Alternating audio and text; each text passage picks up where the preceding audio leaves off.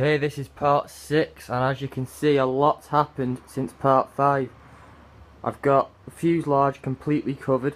I can't remember quite quite where I was as far as getting the engine and all that plumbed in, but the engine is in.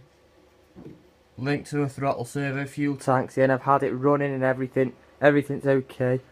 I was afraid the fuel tank would be a bit low down, but no, it seems to run fine even when there's only a drop at the bottom of the tank. I've got my switch in here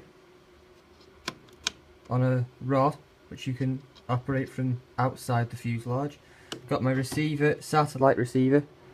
I've bunched up the cables for the servos and battery leads.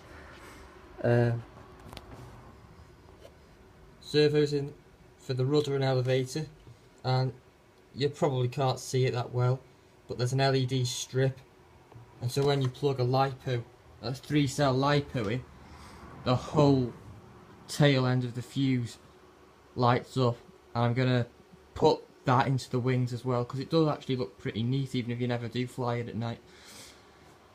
Wheels are on properly, and I'm pretty happy with how it's all turning out. I've also started the wings. I think in the last video, if I ever mentioned the wings, it was just the main wing spar, which I had done. I now have the ribs on it, the leading edge sheet, the trailing edges on, and there's shear webbing.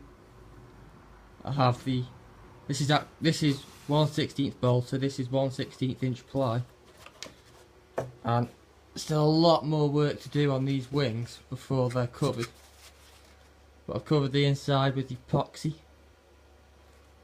and I'm pretty happy with how these have turned out as well. Now, like I said, I was conscious about timing how long this build was taking, and so far I'm on 160 hours, and this is everything that I've done, and I think that I'll be quite a little bit higher than 200 hours by the time it's finished, but I'm not really sure. The wings are taking a little bit longer than I anticipated, but so did the rest of it, because I originally thought before I started building 80 hours, that'll do it. Joke, right?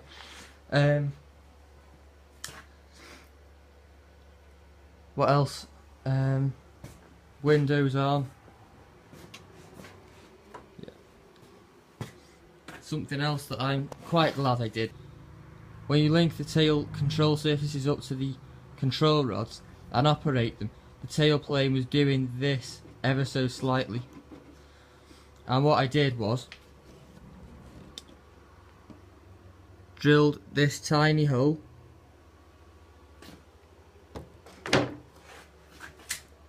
and put this locating pin in. If the camera focuses. No, not very good lighting, but there is a locating pin there. And